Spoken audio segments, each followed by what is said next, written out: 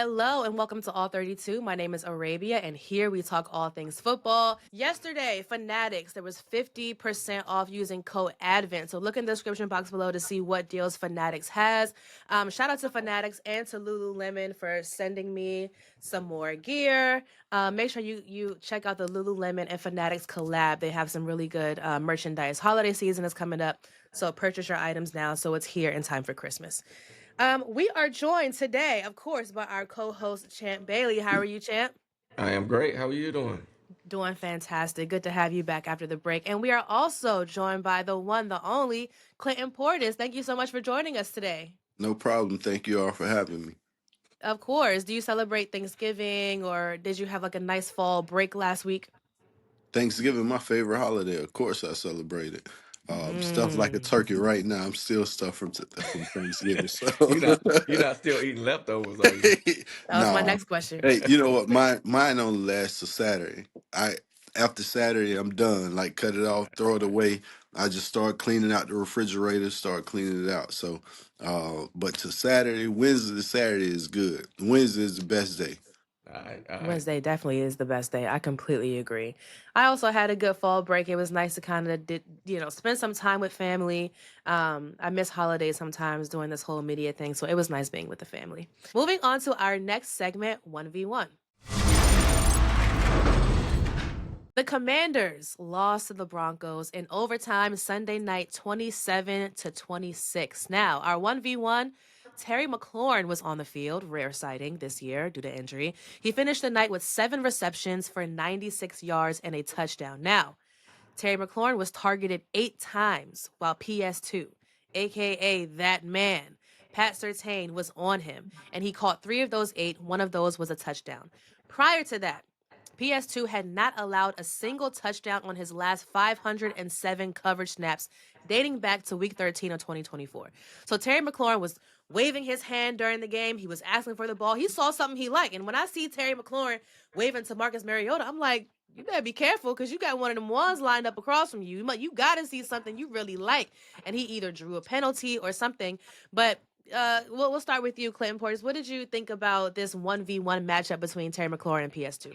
Well, anybody who's ever heard me talk know I love Terry McLaurin. I love what he brings to this organization. I love the attitude. I love who he is in the community. So to see him go out and I mean, it's no better stage, no better opportunity than PS2.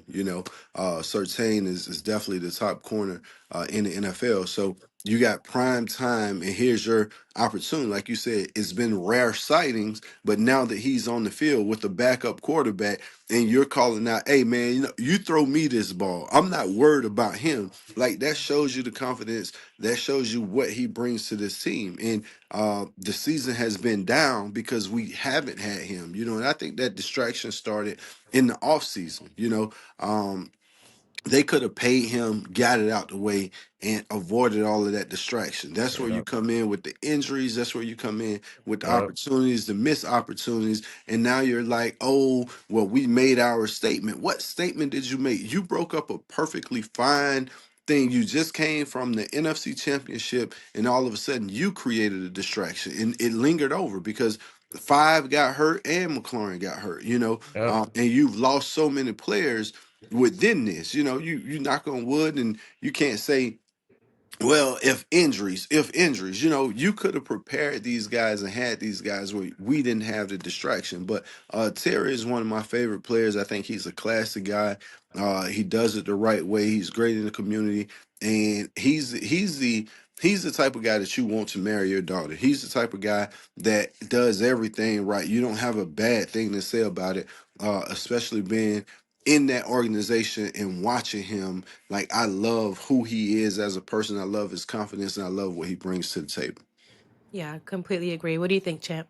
Yeah, so, I was looking forward to this. I didn't know he was going to play until maybe a day before the game. So I was like, okay. And, guy coming back from injury, I don't know what to expect as far as a matchup, because, if I'm in PS2 shoes, I'm like, okay, well, I don't really want to focus on him. He might not even be in shape. He might not be ready, but man. He was in tip top My shape. dog was my dog was ready, and and I could and it's funny, man, because I watched PS2 really closely, and you could just see like him get serious. Like it was like, okay, I got to go handle this, and I feel like he knew that he. One thing about Scary Terry is you don't want to let him catch a deep ball on you, and it almost feels like he feeds off. If he makes a big play, he gonna make another one. Like Yeah. he is that kind of guy. He's if you get him going early, you can have a long day. Now I will say I can't put the touchdown solely on PS2 because he did get picked. So I'm not gonna, that those things happen. But when you're playing a good player, man, he gonna make some plays. And I just like the fact that PS2 understands how to take away what's important to you. And he is so good at that. And there is no doubt he knew he had inside help Yeah. on that damn slant because of the way he played it. But again, you get picked, quarterback got a second, it's over. And I think something you said, CP, that stuck out. You got a backup quarterback that don't give a shit. Like Let it that rip. means everything. Let it rip. He ain't thinking about I'm throwing to the guy we got back, and cause he the man. Cause he probably been working all week with all these number 3, 4 receivers, and now I got Scary Terry out here. Mm.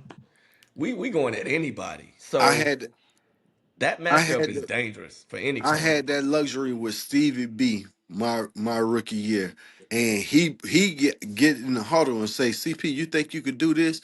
And I'm like, yeah, I can do it, but that's not the play. He said, I'm calling the plays. You do what I'm telling you to do. Shit, no problem. We're in Minnesota. Pop, pop, angle route. Boop, catch it, and he's throwing it to you. So when you find a guy, Mariota actually had a good game. Missed some throws deep down the field, but Mariota was on point. And I think Mm-hmm. when you get to that 2 point conversion, I'm not going anywhere but Terry McLaurin. Although that route was wide open, to see Terry do what he's been doing when it comes down to that, I don't understand it. My best player, I'm gonna lose making a play with my best player.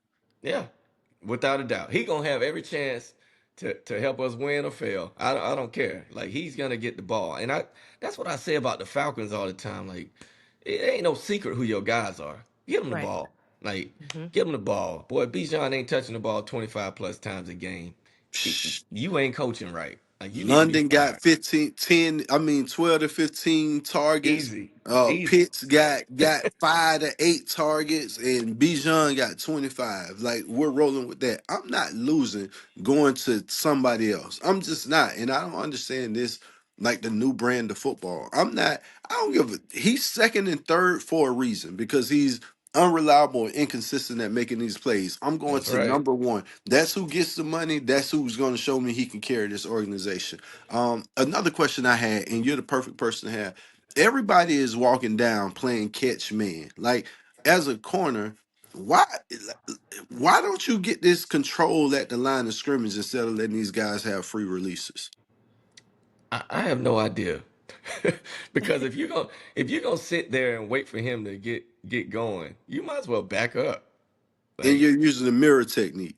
yeah, I don't know what the who catch man is really for linebackers and people who play the run. But when you out there on the outside, like you gotta even in the slot, like you gotta get back or get up. Like you either gotta get affect the line of scrimmage or get back and really play off. I have no idea where this is coming from. Yeah, one thing that I really like seeing this game, and you kind of touched on it, CP, was Marcus Mariota coming in and just giving the rock to who he knows his guy is. And we've seen a lot of veterans do it this season. Yep. When Jacoby Brissett came in for Kyler Murray, he's like, I'm going to Marvin Harrison Jr. I'm gonna try him. And then Joe Burrow goes down, Jake Browning comes in, and then Joe Flacco comes in for Jake Browning for Joe Burrow. And he's like, I have the Triple Crown winner over there, and then I also have T. Higgins over here. I don't need the playbook. I know my game plan. I'm gonna throw the ball to my guys. We see Tyrod Taylor come in for the Jets and kind of do something different that Justin Field. Like, these vets are coming in and just simplifying the offense and being like, I'm gonna just give the ball to my best receiver. It's And it not really rocket sometimes science. can just, it's not rocket science. It really could be just as simple as that. And I think Yeah. we saw Marcus Mariota do something very similar last night or Yeah. Sunday night.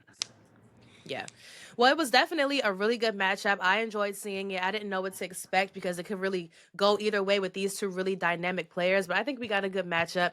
And Terry McLaurin can say that, he got a touchdown on PS2, which hasn't happened in about a year. But like you said, it can't all be on Pat Surtain. But definitely a good matchup. Let's go to our hot topic now that we have you two gentlemen who play for both the Commanders and the Broncos. One of my favorite trades ever when I just think of the NFL and how these trades can affect both teams and players. Like, definitely one that stands out for me is you two talking about the Broncos and the Commanders. First, how far can the Broncos really take this? We see Bo Nix in his sophomore season.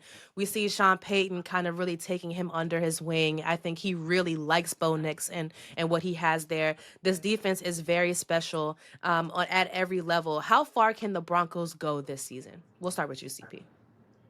Well, I think the Broncos got a great opportunity just because of the defense that they have. When you have Surtain, when you have that front seven, that you have the threat that they pose to any team, and then forcing the quarterback to put the ball up in the air. What I don't understand about the Broncos is offensively, you have a good run. Harvey coming downhill, McLaurin coming downhill, and I mean McLaughlin. What's his name?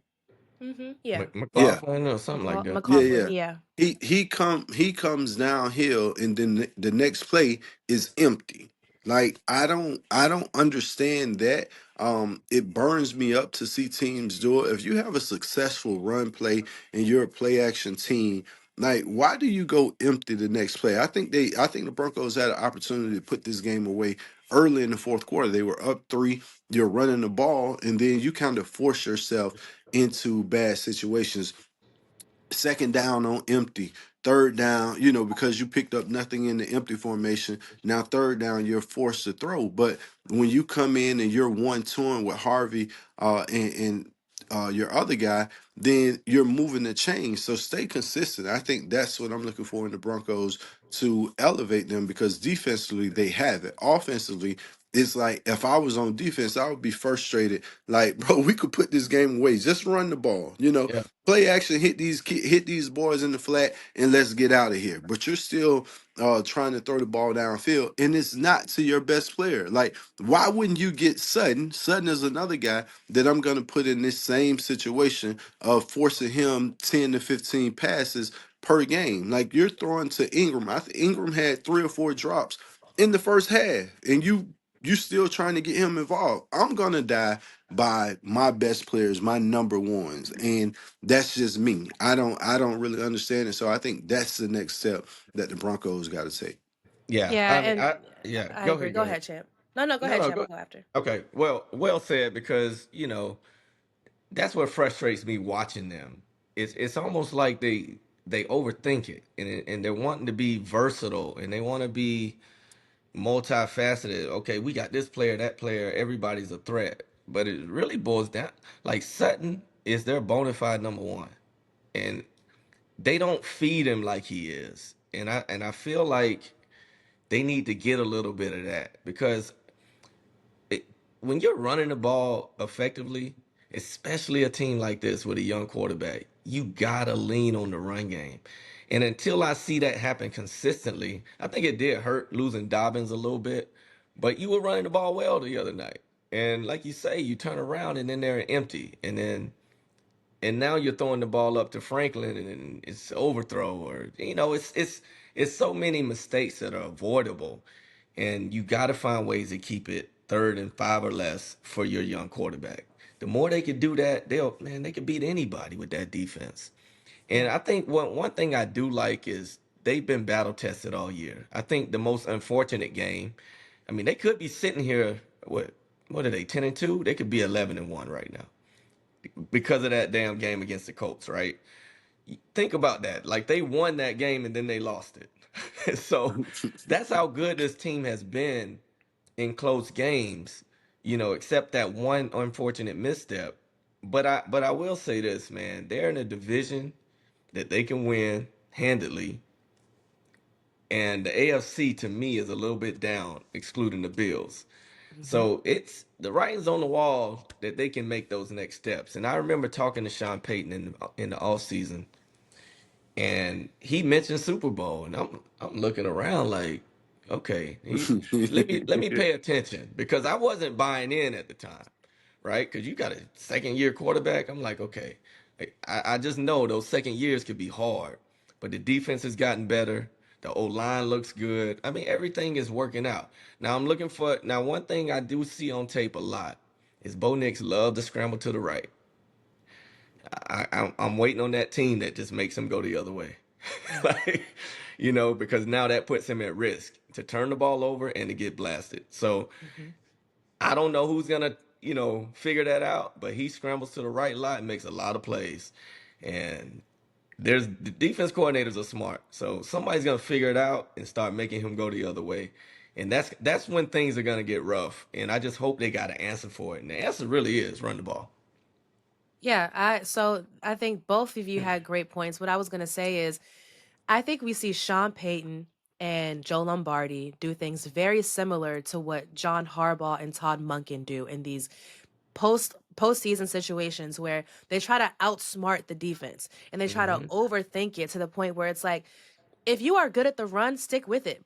Don't try to outsmart the defensive coordinator and do something else. Power football, yes, they know what you're going to do, but they still have to stop it. And one of the best things that you can give this young quarterback is a ground game and not put the pressure on him to then be in a third and long situation. Yeah. Now, these are crucial downs that you're in a situation that it's pressure on the quarterback because you're not making smart early down situations. So I hope that they stick to what they're good at and just make the defense stop you at that point and don't try to overthink it. um so my question now, back to the Commanders, is Jaden Daniels and basically this whole roster has been dealing with injury this season, but if Jaden Daniels is healthy, should he come back this season and play, whether it's week 14 versus the Vikings or sometime, and then over the next few weeks, should he come back and play or should he sit, fully heal, and then come back next season? What do you think, CP? Oh, if it's me, I'm not risking because he's had a couple injuries this season, and it's a freak accident, a freak incident, to get hurt. His last injury, and you threaded the needle, you escaped, and it was nothing surgery related. I'm not putting him back on the field just to say, hoorah, look, he's back. This is our fearless leader. I'm not. I'm going to keep him on the sideline and say, we're going to get a good draft pick to add to our fearless leader. And we're going to come back healthy. We're not going to endure off-season surgery or having to worry about fixing this or fixing that. We're going to come back. We're going to go on, sacrifice this season. And Mariota is doing a great job. So we're going to let him play it out. And we're going to get us a better pick. We're going to get a good pick in the draft and get this thing rolling next year. I'm not going to keep playing with fire because his last injury came from a freak. Like, that's a freak fall. That's nothing that you're like, oh, we could avoid this, or like, what happened. So I'm not going to put him at risk. I'm going to let him get fully healthy. And it's rare that you could say that in the NFL. I'm 100% healthy. Going into next season, I know he's going to be 100% healthy. Would be bigger to me at this point than saying, well, look, we won our last 3 games, and look at how the team gathered around him. I don't want to see. I know how the team gathered around him. I saw that his rookie year. So it's no need for me to, get the fans excited and ruin my draft spot when I could go and sacrifice and let Mariota do what he do. Not telling him to lose games, but hey, you finish this season out. We're gonna start next season healthy, and that's what McLaurin and Ertz too. I'm just not gonna sit here and sacrifice my best pieces to prove to you, because I think, just as a coach, like, your coaching has been fine, so you're coming back. It's not one of those you're fighting for your job and you have something to prove. Yeah. Yeah. Yeah. It, What do you think, Champ? if that security exists, then yeah, that works. But we all know, man, you've been in the locker room. Everybody trying to win every game. And I think they get caught up in that to some degree. So I expect that to happen here. I don't expect anything different. If he's healthy, he gonna end up trying to go out there because he wants to be out there. I understand. Like, I would sit his ass too. I wouldn't put him out there. Nah, I'm not risking. This is your moneymaker. This is what this team is future is riding on him. Like it's not anything else. They're not going anywhere with Mariota. Yeah. Yeah. It is what it is. But you know, I will say this. I would hold him out, but I would put him on a rigorous practice schedule. Just have him go through the gauntlet of preparing like he's playing. I wouldn't make a decision publicly. I would either sit him out, have him inactive, or playing. Like I'm not gonna have him as a backup or anything like that. You either Yeah. playing or you're not. Like so, but I would have him if he's not gonna play, practice as if he's gonna play, just so Yeah. he has those reps. I think we see something sort of similar happening with the Colts and Daniel Jones, who fractured his fibula or something like that, but is continuing to play.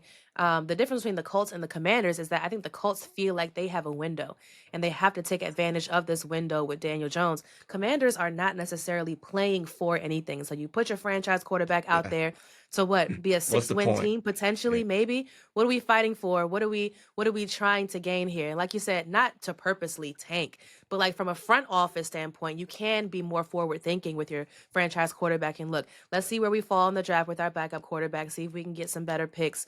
And have Adrian Peterson, or I'm sorry, Adam Peters weigh in that regard. But I don't see the point in putting him in either. That's just my opinion. I think And different situations when you look at Indy because their coach was on the hot seat. Let's yeah, remember that. And, he started the season on the hot seat, and now he's fighting for winning the division and being a top pick in the AFC going into the playoffs. So I think that's totally different. That you're asking him to go out and play through this.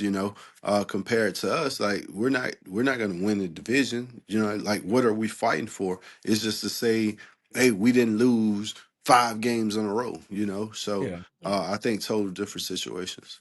Yeah, yeah. And in that regard, I would not ask Jaden Daniels to go out. And I can see why Steichen is being like, hey, DJ, what more can you give at least this season so that, everybody has a job next year? And last question about the Commanders. I have been a staunch advocate for Joe Whitt Jr. all season Hmm. until Dan Quinn took over play calling. And I'm not saying that I want Joe Whitt to be fired. I'm not there. I do think that there are personnel issues, but I do think that the way that Dan Quinn has been calling the defense, I like the scheme more. Um, I think Bobby Wagner is having a very down year. There are times where I feel like he's out of position or he just overshoots or he's not hitting the hole. I think there are more issues than just Joe Whitt Jr. But CP, what do you think about Joe Whitt? Should he come back next year? Do you think that he has added to some of the defensive struggles? What's your ideas? I think it's like being a lion in the jungle, and they cut off your mane. Like you just where I got the title, but I'm not the decision maker, It's one of those situations where how do like you kind of lose the locker room when that happens, like I'm sitting in defensive means I do all the talking and then you come call the plays or whatever it is. So what is he gonna do? Like do you just have him walking around the facility kind of moping? Maybe he's a high energy guy and good for getting the team aroused, pumped up. But once you have that, hey, I'm the D coordinator, but I'm not calling the defense, stripped of you, that's tough. Like just as a man, that's tough.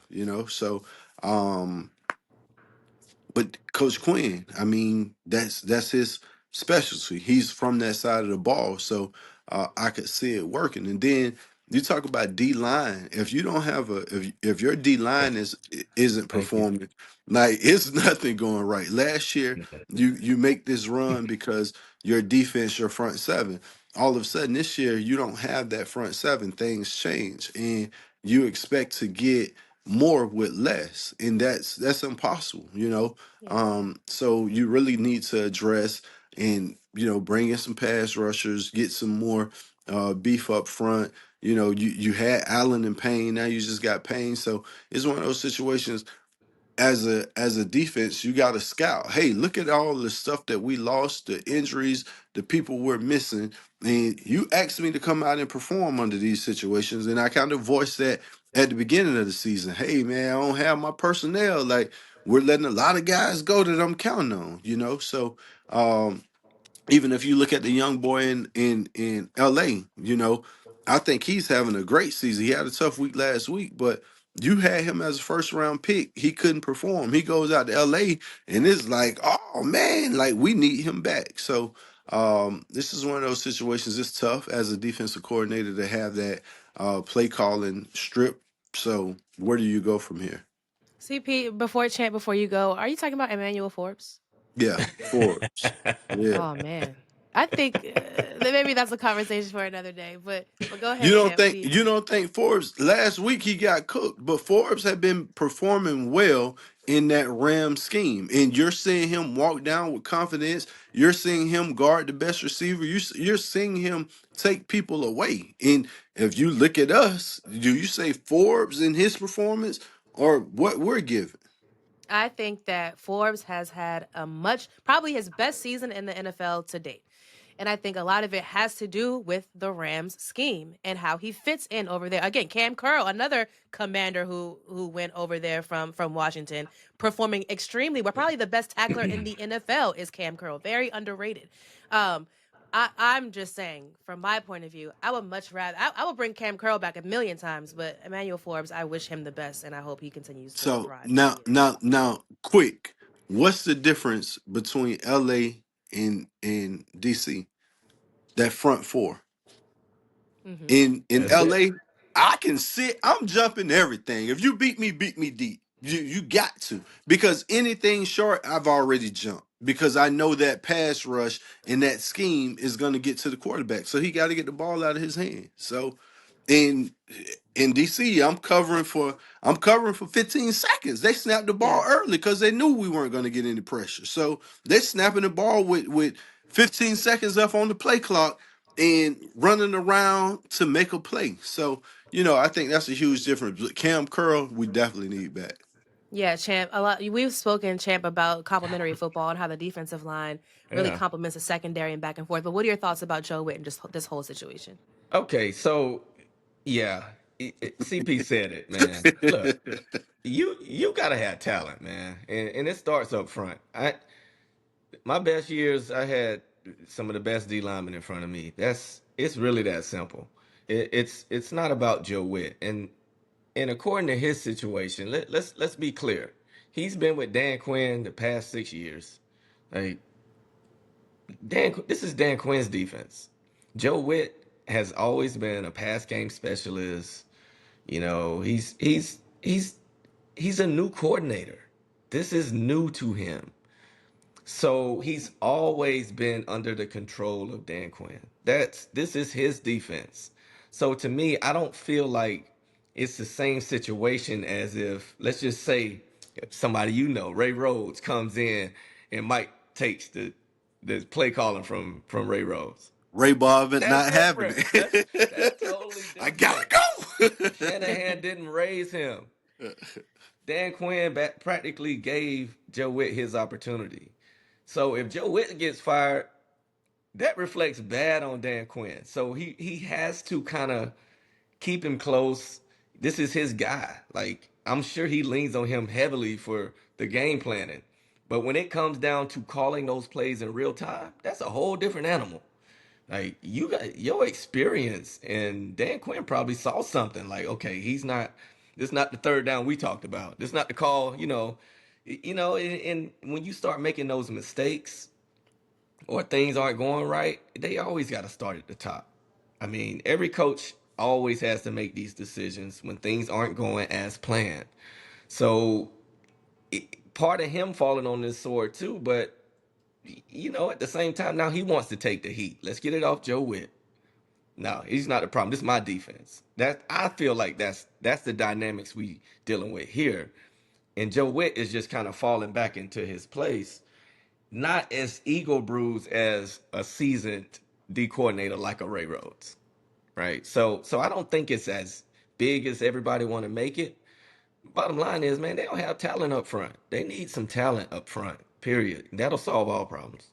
Yeah, I am of the school of thought that Joe Whitt definitely should come back and have an opportunity just to kind of develop as a coordinator and Yeah, with more talented personnel. So I'm not on the Joe Whitt Jr. fire train, but I yeah, me neither. definitely do like the defense when Dan Quinn's calling it, and it's completely understandable. Next is our segment, my favorite segment, Champs Picks. All Oh, right, Champ, what do you have for us okay, today? okay, okay. So somebody asked me the other day, is the SEC still the best conference? Now I'm gonna talk a little college ball. So, and I'm like, well, according to evidence. I mean, I'm gonna give you my evidence. Okay, put more players in the league. We recruit the most 5 4-star players. I mean, all that's subjective, but I know they still get them. Um, they put more teams in the playoffs. I think we got 4 guaranteed this year going in the playoffs, right? I mean, guaranteed. At this point, it could be 5 if Bama beats Georgia, right? So, and don't count out Vandy and whatever. Now, let's talk about the other conferences. Big 12, big, huge step. They could potentially get 2 people in the playoffs: BYU and Texas Tech, who I think both should be in, regardless of what happens in their championship game. Then you got the Big Ten. All right, Big Ten, Ohio State, the monster, defending champs. Michigan gave them a little run for about a quarter, but Michigan still probably ranked in the top 25, whatever. Indiana came on strong. Can they sustain that? So, Oregon is Oregon. They're always going to be right there. So they could potentially get 3 teams in the playoff. All right. Now, the ACC. Now, I do believe Miami deserves to be in the playoffs. So yeah, I'm rooting for the Hurricane because they beat Notre Dame. They got a better resume. I have no idea why they rank behind them. Don't make sense at all to me. I think Miami should get in. But here's the reality. Duke and Virginia are in the ACC championship. And if Duke beat Virginia, I don't think any ACC team is getting in. And that's a little embarrassing. But for what it's worth, there's many points I could point out to prove that the SEC is still the best.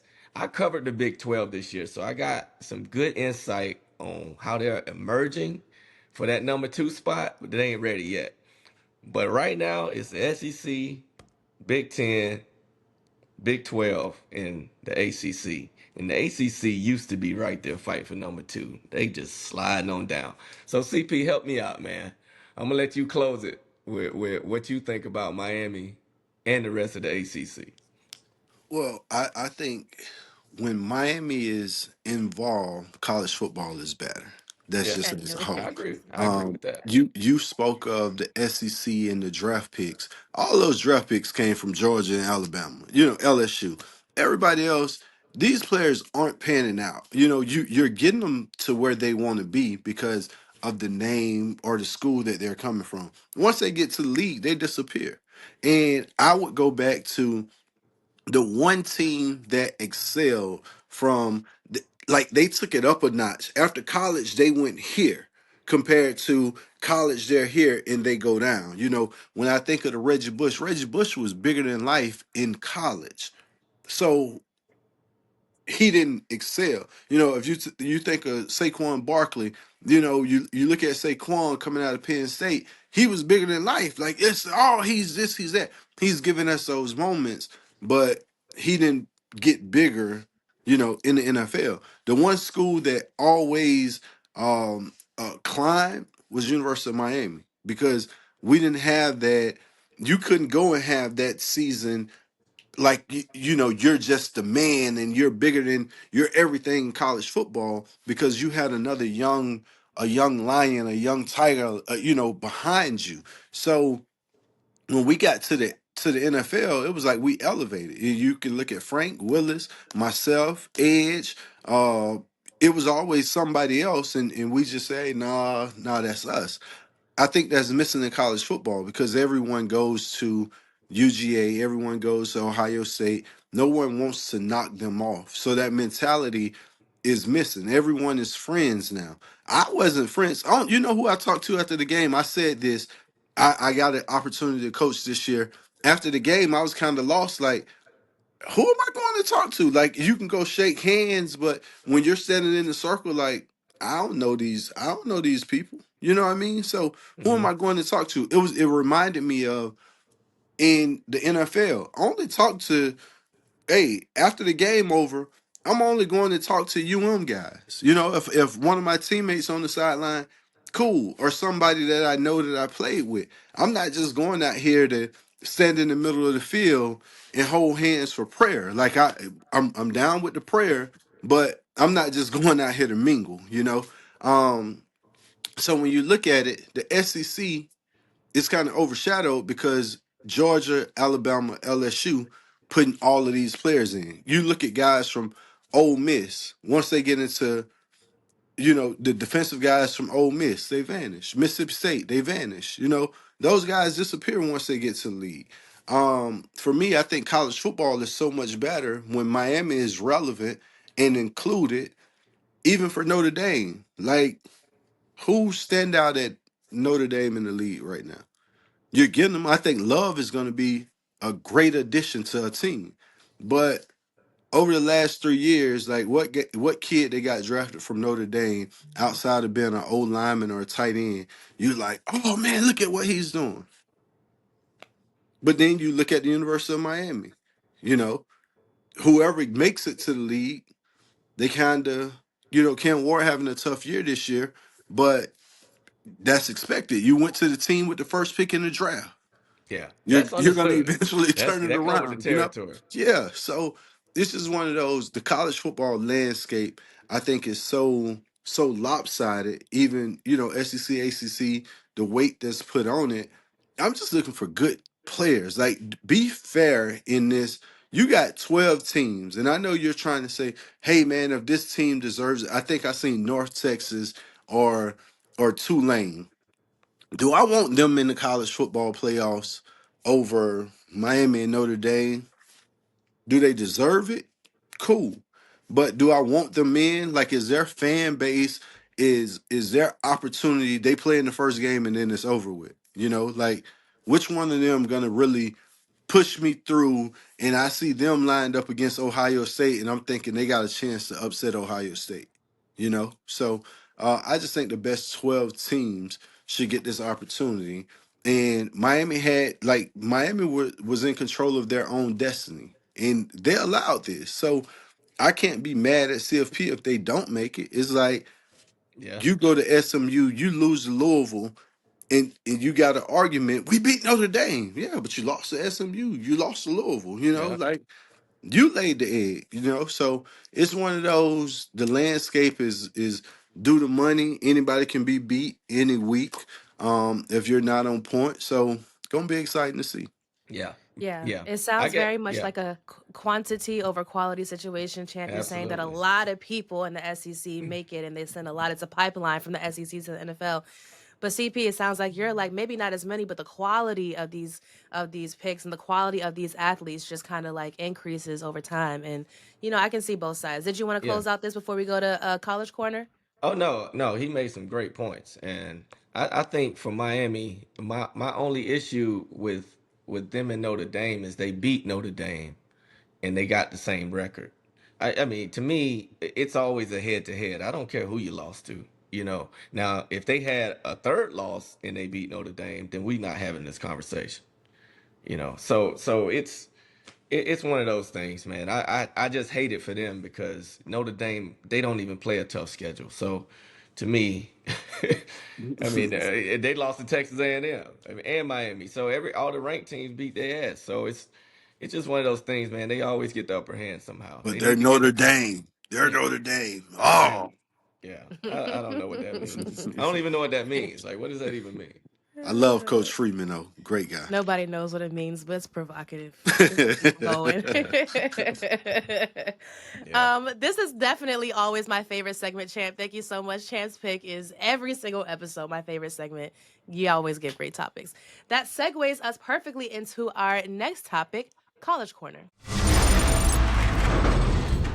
Champ, the Georgia Bulldogs beat Georgia Tech 16-9 last weekend during rivalry week.